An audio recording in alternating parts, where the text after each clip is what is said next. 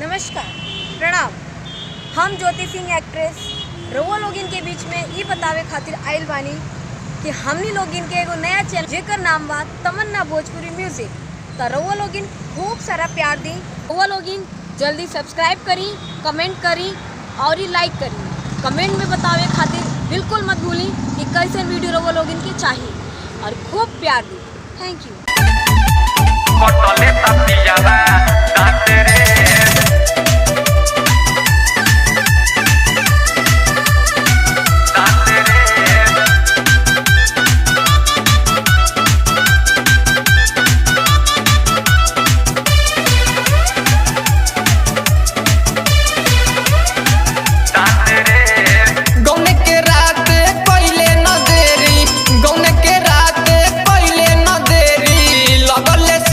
से साटे रे चोली के नाही खुलल बटम तो चोली के नाही खुलल बटम तो कटले बापियावा दांत रे चोली के नाही खुलल बटम तो कटले बापियावा दांत रे।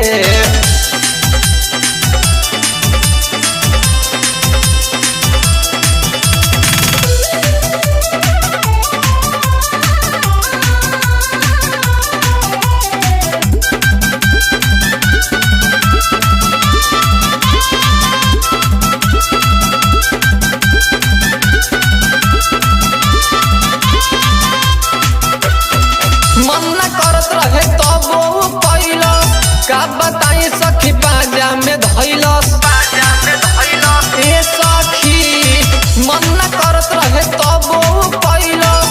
का बताई सखी बाजा में धैलस रोवे के हमहू चाहनी तारे रोवे के हमहू चाहनी ता लागल हमके डांटे रे चोली के नाही खुलल बटम तो चोली के नाही खुलल बटम तो कटले बापियावा दांत रे चोली के नाही खुलल बटम तो कटले बापियावा दांत रे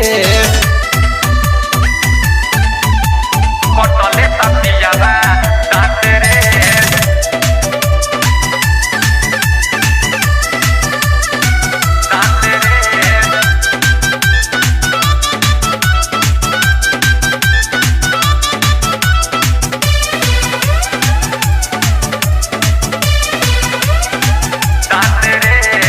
राजा बाबू ऐसन मिल गोइले महाराज का बताई सखी फुट गोइले करम ए सखी।